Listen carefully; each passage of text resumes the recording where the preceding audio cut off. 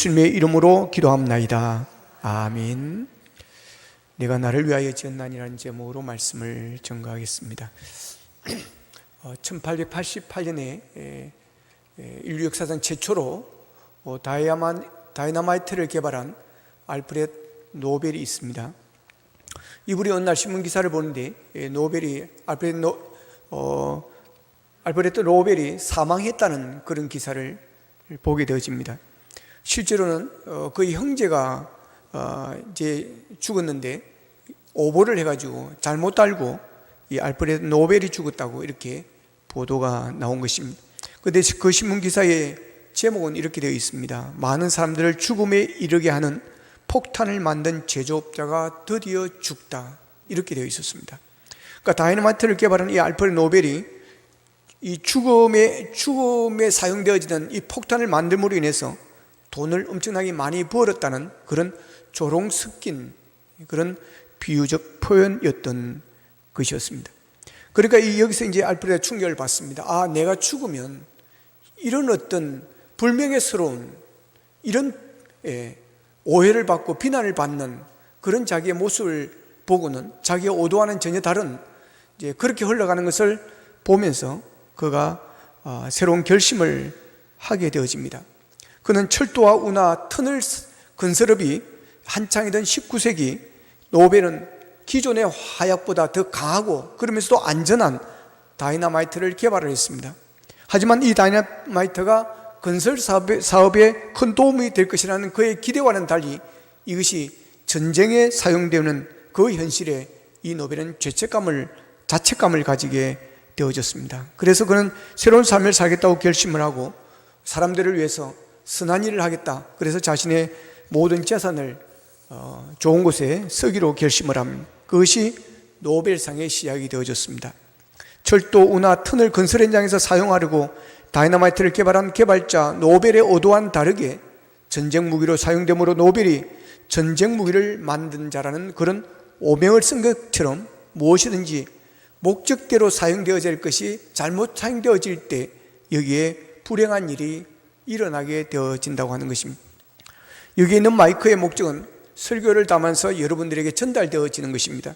그런데 이 마이크가 이 사명을 감당하지 못할 때는 이 마이크가 여기에 있을 이유가 전혀 없게 되어지는 것입니다. 꽃은 사람들에게 향기를 내고 아름다움을 보여주기 위해서 있는 그런 꽃입니다. 그런데 이 꽃이 그 아름다움이나 향기를 상실하게 되어진다면, 그래서 말라버린다면 이곳에 둘 이유가 전혀 없게 되어지는 것입니다. 목적을 상실하면 자연히 존재의 가치를 잃어버리게 되어진다고 하는 것입니다. 예수님께서는 우리 교회들과 또한 성도들을 향해서 너희는 세상의 소금이요 빛이다라고 말씀을 하셨습니다. 그런데 만일 소금이 맛을 잃으면 음식 속에 들어가서 그게 녹지 아니하면 그대로 있게 되어지면 맛도 못 내고 결국은 길가에 버려져 사람들에게 밟힐 뿐이라고 말씀을 하십니다. 빛은 높이 들려 비추어야 되는데 산 위에 동네처럼 등경 위에 둬야 되는데 말 아래에 두어지면 아무 소용이 없다고 하는 것입니다. 왜냐하면 그러면 빛을 발하지 못하는 빛의 사명을 감당하지 못하기 때문에 그렇습니다. 여러분, 삶의 목적과 의미를 상실하면 그것이 무엇이든지 간에 그것이 사람이든 그것이 기계이든 그것이 식물이든 그것이 교회든 성도이든 자연히 존재의 가치를 잃어버리게 되어진다라고 하는 것입니다. 오늘 본문은 우리 모두가 존재의 목적이 있다, 사람의 삶의 목적이 있다라고 하는 것을 우리에게 가르쳐주고 있습니다. 사람과 짐승의 차이는 내가 왜 사는지를 아느냐 모르느냐의 차이인 것입니다. 짐승은 내가 왜 사는지를 모르고 사는 것입니다. 그래서 좀 속된 말로 하면 짐승은 배부르면 장대인 것입니다. 배부르면 아무 생각이 없는 것입니다. 어느 날 돼지가 내가 왜 살지? 라는 고민을 하기 시작할 때 그때는 돼지가 아닌 것입니다. 이미 그 돼지는 사람으로 거듭난 것입니다. 우리가 이 땅에 존재하는 것은 우리가 해야 될 사명이 있고 목적이 있기 때문에 그렇습니다. 이 사명과 목적을 모르기 때문에 방탕하게 사는 것이고 마음대로 사는 것이고 아무렇게나 살다가 나중에는 멸망하게 되어지고 모든 것을 잃게 되어지고 결국 아무것도 남는 것이 없는 허무한 인생을 살게 되어지는 것입니다. 우리는 우연히 태어났다가 밥 먹고 잠이나 자다가 흘러가는 세월에 얹혀 살다가 죽는 그런 짐승과 같은 존재가 결코 아닌 것입니다. 우리 가운데 인생을 먹고 살다가 때 되면 죽으면 되지, 그렇게 생각하는 것이 있다면 자신의 존재를 확인해 보시기를 바랍니다. 우리는 다 목적 있는 삶을 사는 그런 존재인 줄로 믿으시기를 바랍니다. 목사는 목사로서, 장로님은 장로님으로서, 권사님은 권사님으로서, 집사님은 집사님으로서, 선생님은 선생님으로서의 목적이 있습니다. 사명이 있습니다. 가정에서 아버지는 아버지로서의 존재 목적이 있습니다. 어머니는 어머니로서의 존재 목적이 있고, 아들은 아들로서의 존재 목적이 있습니다. 자식으로서 본분을 다하고 마땅히 부모를 잘 섬기는 효도를 하는 것이 자식의 도리인 것입니다. 그런데 만약에 그 목적을 상실하게 있다면 그 아버지는, 그 어머니는, 그 아들, 그 딸은 아무런 존재할 이유가 없는 것입니다. 그런데 많은 사람들이 자신이 어디서 왔다가 왜 삶이 어디로 가는지를 모른다라고 하는 것입니다. 그렇기 때문에 시간을 허비하는 것입니다. 의미 없는 삶을 사는 것입니다. 결국 그렇게 살다가 절망 속에 인생의 마지막을 맞이하게 되어지는 것입니다. 삶의 목적을 모르고 사는 사람들은 방향을 모르고 뛰는 사람과 똑같습니다. 42.195m의 마라톤 경주가 있습니다. 아무리 건강하고 잘 뛴데도 결승점을 모르고 뛴다고 한다면 열심히 뛰더라도 그 결과는 헛된 것이 되어지고 마는 것입니다. 삶의 목적이 없다면 배우는 것도, 출세하는 일도, 돈을 버는 것도 아무 소용이 없게 되어지는 것입니다. 그러므로 사람이 살면서 가장 중요한 것은 내가 왜 사는지, 내가 무엇을 위해서 살아야 되는지, 이 삶의 목적을 아는 것입니다. 이것을 아는 자는 복된 삶을 사는 것이고 아름다운 삶을 살게 되어지는 것입니다.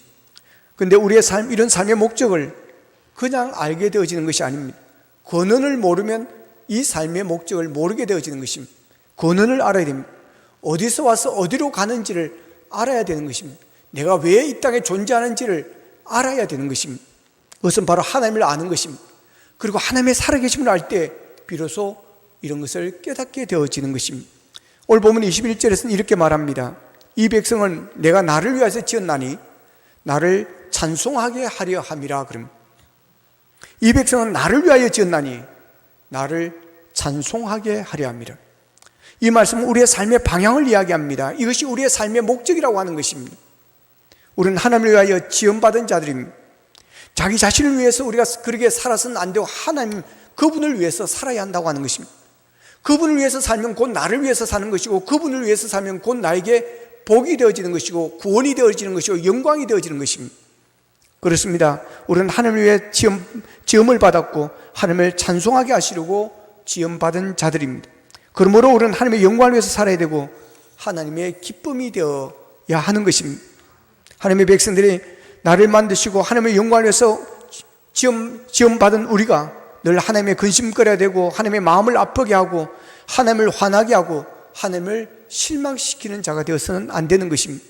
우리는 하나님의 기쁨이 되어지고 하나님을 기뻐하는 자가 되어져야 되는 것입니다. 노아의 때는 죄악이 극에 달했던 때입니다.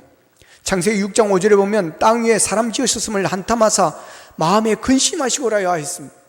하나님께서 사람 지으셨음을 한탄하였다고 하는 것입니다. 후회하였다는 것입니다. 그리고 근심하였다고 하는 것입니다. 사람들은 온통 죄 짓는 것만 생각했습니다. 죄를 지어도 감각이 없었습니다. 이때 하나님께서 주목하는 한 사람이 있었습니다. 그는 노아였습니다. 창세기 6장 8절에서 노아를 이렇게 말합니다. 그러나 노아는 여호와께 은혜를 입었더라. 그럽니다. 여기서 그러나는 다른 사람들과 다르다고 하는 것입니다. 모두가 다 방탕하고 죄를 짓고 죄를 지음에도 감각이 없이 살아가는 이들과는 다르다는 것입니다. 그러나 그들과 다르게 살았다는 것입니다. 그리고 이어서 말합니다. 여호와께 은혜를 입었더라. 하나님의 마음에 쏙 들었다라고 하는 것입니다. 사람은 눈에 띄는 사람을 좋아하게 되어 있습니다. 연애를 해본 사람은 알 것입니다. 사람이 어떤 사람을 좋아하게 되면 그 사람만 자기의 눈에 띄게 되어지는 것입니다. 아이들이 운동회를 할 때 옷을 똑같이 입고 운동장에 서 있으면 누가 누군지 구별되지 않습니다. 그런데도 내 자식은 눈에 딱 들어옵니다. 그 사람이 세상에서 제일 멋지고 괜찮기 때문입니까? 아닙니다. 그래서 제 눈에 안경이라는 말이 있는 것입니다. 하나님께서 노아를 마음에 들어 하신 것은 남자와 여자가 마음에 들어 하는 것과는 다른 것이었습니다. 노아는 모든 사람들과 다르게 하나님의 뜻대로 살았기 때문입니다. 그래서 노아는 하나님의 눈에 들었고 하나님께서는 노아를 좋아하셨던 것입니다. 그 이유를 창세기 6장 22절에서는 노아가 그와 같이 하여 하나님이 자기에게 명하신 대로 다 순종하였더라, 준행하였더라, 이렇게 말씀하고 있습니다. 노아는 하나님의 명령대로 다 준행하였다 그랬습니다. 모두 all, 다를 거기에다 넣고 있습니다. 배를 지으라는 명령을 받은 노아는 충분히 의심을 가질 수 있습니다. 배를 짓는 일은 120년이 걸렸습니다. 달이 지나고 해가 지나도 비 올 기미는 전혀 보이지 않습니다. 10년, 20년도 아닙니다. 30년, 40년도 아닌 것입니다. 100년이 넘게 배를 짓고 있는 것입니다. 그러나 비는 오지 않습니다. 아마도 사람들이 정신 나간 사람이라고 하였을 것이고 미친 사람이라고 하였을 것입니다. 또한 하나님의 명령대로 방주를 짓는 것은 힘든 과정입니다. 내가 원하는 설계를 하고 내가 만들고 싶은 배를 만드는 것은 기쁨일 수 있습니다. 그러나 하나님께서는 철저하게 창문을 위로 만들지 말고 옆으로 내고 어떻게 만들고 사이즈를 어떻게 하고 모든 것을 다 설계를 해주었습니다. 그러니까 거기에 맞춰서 지어야 하는 것입니다. 이게 결코 쉬운 일이 아닙니다. 또한 수많은 동물들을 방주에 들이고 돌보는 일은 얼마나 힘든 일이었겠습니까? 그런데도 노아는 하나님께서 명하신 대로 다 준행했습니다. 모두 다 순종을 했습니다. 이 말은 하나님의 명령을 어긴 것이 하나도 없다는 말입니다. 부분적으로 포기하거나 미루지도 않았다는 뜻입니다. 이게 하나님의 마음에 들었다는 것입니다. 다 순종했기 때문에 노아가 하나님의 눈에 들었습니다. 이것이 순종입니다. 이것이 하나님께서 기뻐하시는 순종입니다. 온전한 순종인 것입니다. 그런데 우리는 온전한 순종을 하지 못할 때가 많습니다. 하나님의 말씀에 부분적으로 순종을 합니다. 다는 아닙니다. 자신의 머리로 이해되는 것만, 또한 자신이 편한 대로 자신이 할 수 있는 것만 우리가 하려고 합니다. 하나님의 뜻이 아니라 자기 입장에서 생각해보고 자기가 하고 싶은 것, 자기가 이해되는 것만 적당히 하려고 합니다. 하나님의 존재를 믿고 교회는 다니기는 있지만 꼭 예배를 드려야 되느냐는 분들이 있습니다. 예배는 드리지만 11조를 꼭 해야 되냐는 분들이 있습니다. 11조는 드릴 때 직접 봉사를 하지 않겠다는 사람들도 있습니다. 어느 교회에 있었던 일입니다. 그 교회에 좀 고생스러운 그런 일을 해야 될 일이 있어서 목사님이 생활에 안정이 되고 시간적 여유가 있는 여전도의 회원들을 봉사를 좀 부탁을 했습니다. 그랬더니 아멘 했습니다. 그래서 목사님이 이제 수고하는 그 여전도 회원들에게 위로하려고 이제 간식비를 준비해 가지고 찾아갔습니다. 근데 이게 웬일입니까? 모두 낯선 사람들이었습니다. 교회의 띠를 두르고 있긴, 자기 교회 이름으로 된 띠는 두르고 봉사를 하고 있었지만 그게 그 교회 여전도 회원들은 아무도 보이지 않았습니다. 나중에 알고 보니까 모두 일용직 근로자들이었습니다. 돈을 거두어 사람을 사서 보냈다는 것입니다. 그들이 돈을 냈는지는 모르겠지만 그것이 과연 하나님께서 기뻐하시는 일일까라고 하는 것입니다. 봉사를 하는 것도 귀하지만 더 중요한 것은 하나님께서 기뻐하는 봉사를 해야 한다고 하는 것입니다. 오늘날 교회에서는 부분적인 신앙, 부분적인 순종을 하는 사람들이 많습니다. 노아의 때에도 대충 하는 사람, 부분적으로 순종하는 사람들이 많이 있었을 것입니다. 그런데 노아는 그러지 않았습니다. 그동안 달랐습니다. 다 준행하였습니다. 온전히 순종을 했습니다. 비가 오지 않아도 배를 만들고 했으니 120년에 걸쳐서 배를 만들었습니다. 그렇기 때문에 자신도 살고 가족도 살고 온전한 복을 받게 되어졌습니다. 우리 모두가 노아처럼 온전한 순종을 하여 하나님의 기쁨이 되어지시기를 축복합니다. 사도 바울은 고린도전서 10장 31절에서 우리의 삶의 목적을 이렇게 말씀하십니다. 같이 읽겠습니다. 시작. 그런즉 너희가 먹든지 마시든지 무엇을 하든지 다 하나님의 영광을 위하여 하라. 아멘. 우리는 무엇을 먹을 때도 무엇을 마실 때도 하나님의 영광을 위해서 해야 된다고 하는 것입니다. 음식을 먹을 수 있는 그 음식을 하나님께서 주셨고, 그 음식을 먹을 수 있는 건강도 하나님께서 주셨고, 먹을 수 있는 입맛도 하나님께서 주셨으니 우리는 무엇을 먹을 때마다 우리가 감사해야 한다고 하는 것입니다. 그리고 음식을 먹을 때는 세상 사람들에게 내 건강을 위해서 무엇을 어떻게 먹을 것인가 하는 것보다 그 음식을 먹음으로 하나님께 영광이 올라가야 한다고 하는 것입니다. 그리고 음식을 주신 하나님께 우리는 감사를 해야 한다는 것입니다. 감사 기도를 그래서 드려야 한다는 것입니다. 우리나라 초대 부흥사였던 유명하신 이용도 목사님 분이 계십니다. 그분의 이야기입니다. 이분이 신학생 때 식당에 들어가서 이제 기도하고 하는 것이 왠지 이게 쑥스럽고 뭐 그렇더라는 거예요. 그래가지고 식당 들어가기 전에 밖에서 주여 오늘도 음식 주셔서 감사합니다, 잘 먹겠습니다, 아멘 하고 이제 들어가서 밥을 먹었다는 거예요. 근데 왠지 그 국수가 맛이 없더라는 겁니다. 근데 어느 날 뒤늦게야 먹여서 주신 하나님께 정말 감사해야 된다, 영광을 돌려야 된다. 그래서 이제 담대하게 이제 기도를 하기 시작을 했습니다. 기도하고 식사를 하는데 그렇게 밥이 맛있고 그렇게 국수가 맛있을 수가 없더라고 하는 것입니다.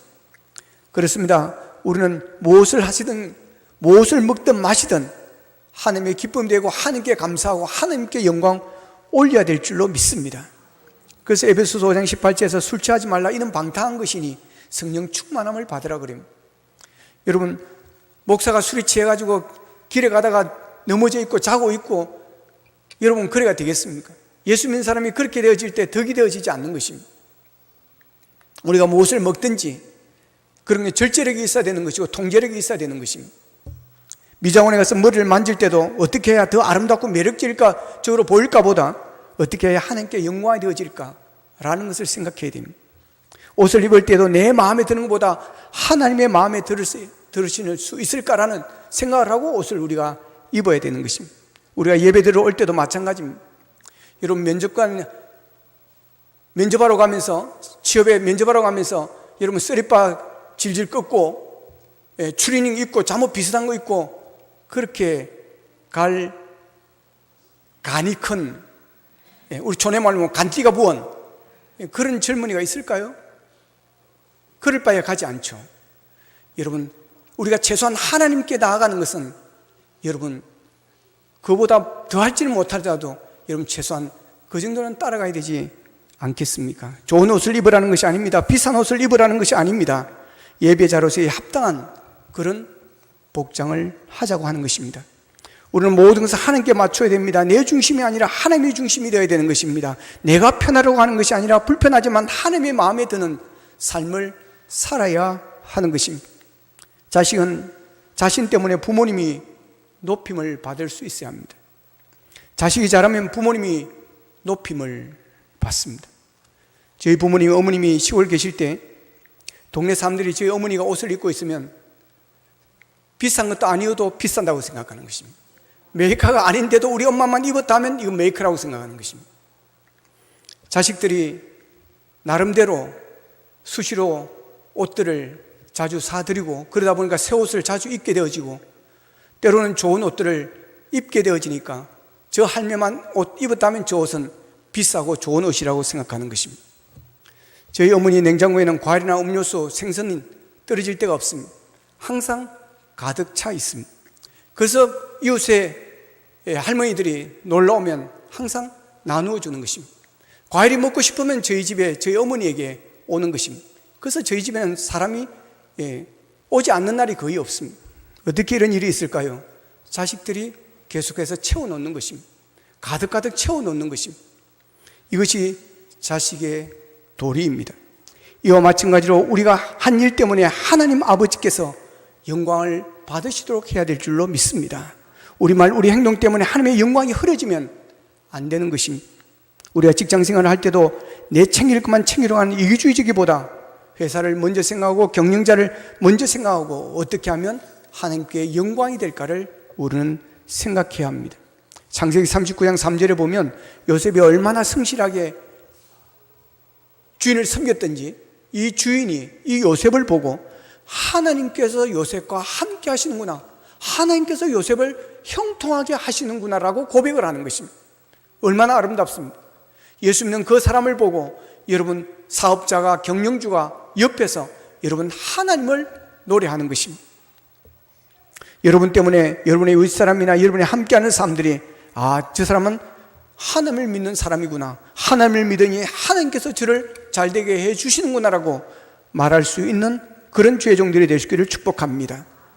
하나님의 백성들은 하나님을 위하여 사는 사명자들입니다. 우리는 사명을 위해서 지원받은 것입니다. 어디에 가야 할지 모르고 가는 것도 힘든 발걸음입니다. 왜 하는지 모르면서 일하는 것도 답답한 일입니다. 그러나 지금 당장 돈이 벌리지 않고 고생이 되더라도 목표와 목적이 있다면 참을 수 있고 보람도 느낄 수가 있습니다. 예수님은 자신의 할 일을 너무나 잘 알고 계셨기 때문에 십자가에 달리셔서 다 이루었다라고 선포하였습니다. 그리고 믿음으로 제자된 우리를 보내시기를 원하셨습니다.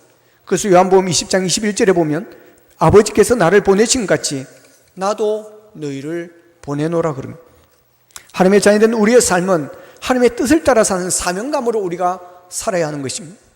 내가 오늘 사는 것, 내가 우리 집에 태어난 것, 내가 남편, 아내, 자식, 부모, 형제로 살고 있는 것, 내가 맡은 것, 내가 우리 교회 일원이 된 것, 이 모든 것이 결코 우연히 되어진 것이 아닌 것입니다. 그 모든 것은 하나님께서 맡기신 일이요 내가 감당해야 될 사명인 것입니다. 그 일 때문에, 그 사람 때문에 때로 감사하고 때로 울기도 하고 참아야 할 일도 있고 때로 답답해하면서도 감당해야 할 내 일이기 때문에, 하나님께서 내게 맡기신 일이기 때문에 우리는 감당해 나가는 것입니다. 그게 내 사명이라고 생각하면 여러분 다 감당할 수가 있습니다. 여러분 교회를 봉사하다 보면 별별 말을 다 들을 수도 있지만 누가 뭐라 하더라도 그것이 내 사명이라고 믿고 끝까지 자리를 지키는 우리가 되어지기를 원합니다. 오늘 보면 18절에 보면 같이 읽겠습니다. 시작. 너희는 이전 일을 기억하지 말며 옛날 일을 생각하지 말라. 아멘. 하늘을 위하여 사는 사명자들은 과거에 매여서는 안 된다고 하는 것입니다. 그러기에 이전 일을 기억하지 말고 옛날 일을 생각하지 말라고 하는 것입니다. 우리는 이 말씀을 잘 이해해야 됩니다. 이 말씀은 과거를 완전히 무시하거나 부인해버리라는 말이 아닙니다. 사람이 어떻게 과거를 완전히 기억 속에서 지울 수가 있겠습니까? 또한 과거 없이 오늘 우리가 어떻게 존재하겠습니까? 우리가 과거를 완전히 잊는다는 것은 불가능한 것입니다. 여기서 옛날 일을 생각하지 말라고 하는 것은 더 이상 과거에 의해 지배당하지 말라고 하는 것입니다. 옛날 일을 너무 생각하다가 발목이 잡혀서는 안 된다라고 하는 것입니다. 하나님은 이스라엘 백성들에게 옛날 일을 기억하지 말라고 하신 이유는 이스라엘 백성들에게 미래를 준비하기보다 지나간 과거에 계속해서 발목 잡혀서 과거를 회상하고 있었기 때문에 그렇습니다. 앞으로 어떻게 살아야 할지를 생각하기보다 지나간 과거에 그들은 묶여 있었기 때문에 그렇습니다. 여러분 과거에 매이지 마시기를 바랍니다. 과거에 집착하는 사람은 항구에 매여 있는 배와 같습니다. 배가 존재하는 이유가 무엇입니까? 항구에 매여 있기 위해서가 아니라 망방내로 나아가기 위해서 있는 것입니다. 그런데 이 배를 항구에 메우만 둔다면 장식품도 아니고 이 배가 역할을 못하는 것입니다. 여러분 과거에 승리했든지 성공을 했든지 실패했든지 우리는 거기에 너무 매여 있어서는 안 되는 것입니다. 미국에서 가장 존경받는 인물은 에이브러함 링컨이라고 그럽니다. 이 링컨 대통령이 부통령에 출마를 해가지고 낙선이 되었었습니다. 그때 이 낙선한 링컨이 무엇을 어떻게 행동한 줄 아십니까? 낙선하는 날 이 링컨은 이발소에 가서 이발과 면도를 깨끗하게 합니다. 그리고 목욕탕에서 목욕을 합니다. 그리고 가장 좋은 옷을 갈아입습니다. 그리고 그가 사는 도시에서 가장 좋은 레스토랑에 가서 음식을 먹었습니다. 그리고 이렇게 말했다고 합니다. 하나님은 우리에게 오늘 어제 일을 기억하지 말라고 명령하신다라고 말했습니다. 그렇습니다. 우리는 떨어졌다고 해서 거기에 낙심해가지고 실패했다고 해서 거기에 빠져가지고 있으면 안 된다는 것입니다. 미래를 향해서 우리는 하나님이 주실 미래를 기대하면서 우리는 당당하게 앞으로 나아가야 된다고 하는 것입니다. 과거에 성공했으면 성공해 주신 하나님께 감사하고 기뻐야 되지만 실패했으면 같은 실수를 반복하지 않도록 교훈을 삼아야 한다고 하는 것입니다. 그러므로 내일을 위하여 과거를 잊어버려야 된다고 하는 것입니다. 비록 쓰러진 실패를 맛보았다 할지라도 영원한 실패자가 된 것처럼 절망하거나 낙심하지 않기를 바랍니다. 이미 저지른 허물과 실수를 하나님 앞에 고백하면 하나님도 잊어버리셨기 때문에 더 이상 그 죄책감에 빠져있지 말라고 하는 것입니다. 너무나 과거에 집착하는 것은 현재와 미래의 걸림돌이 되어지기 때문입니다. 하나님은 이스라엘 백성들에게 옛날 일을 생각하지 말라고 하는데 그치지 않고 믿음으로 미래를 기대하라고 말씀을 하십니다. 본문 19절에 보면 보라 내가 새 일을 행하리니 이제 나타낼 것이라. 너희가 그것을 알지 못하겠느냐? 반드시 내가 광야에 길을 사막에 강을 내겠다고 말합니다. 이 말씀에 따르면 하나님께서 두 가지를 행하신다고 그럽니다. 첫 번째로는 광야에 길을 내시겠다고 하는 것입니다. 원래 광야에는 길이 없습니다. 그래서 광야에서 길을 잃으면 죽음인 것입니다. 그런데 광야에 길을 내겠다는 것은 희망이요 굉장한 축복인 것입니다.